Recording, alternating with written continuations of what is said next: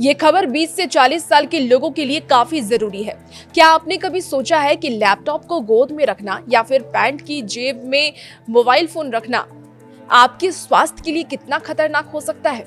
अगर आप भी ऐसा करते हैं तो सावधान हो जाइए, क्योंकि एक अध्ययन में जो खुलासे हुए हैं वो चौंकाने वाले हैं। खासकर ये खबर पुरुषों के लिए है। क्या आपको ये पता है कि आपकी जेब में रखा मोबाइल फोन या गोद में रखा लैपटॉप आपकी मर्दानगी छीन सकता है? जी हाँ, एक ताजा रिसर्च में ये दावा किया गया है कि मोबाइल फोन और लैपटॉप से निकलने वाली रेडिएशन धीरे धीरे पुरुषों को नपुंसक बना रही है। नई स्टडी में ये बात सामने आया है कि जो पुरुष लगातार लैपटॉप को गोद में रखते हैं या मोबाइल फोन को पैंट की जेब में रखते हैं, उनमें स्पर्म काउंट तेजी से घट रहा है। और ये सब इलेक्ट्रोमैग्नेटिक रेडिएशन की वजह से हो रहा है, जो मोबाइल और लैपटॉप से निकलता है। इस अध्ययन में जिन पुरुषों के सैंपल लिए गए हैं उनकी उम्र 20 से 40 साल के बीच थी, और टीम ने उनके खान-पान, जीवन शैली, कार्यस्थल पर जोखिम और आदतों का भी अध्ययन किया। जब लैपटॉप को गोद में रख कर के घंटों काम करते हैं या मोबाइल फोन को जांघ के पास जेब में रखते हैं तो वहां लगातार गर्मी और रेडिएशन पैदा होता है। इसका सीधा असर पड़ता है स्पर्म पर। अब समझिए कि ये भारतीय पुरुषों के लिए कितना खतरनाक है,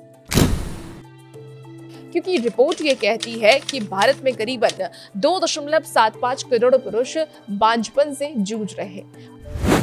कुल निसंतानता मामलों में 40% से 50% केस पुरुषों की वजह से होता है, और ये आंकड़े हर साल बढ़ते जा रहे हैं। सवाल ये कि इससे कैसे बचा जाए।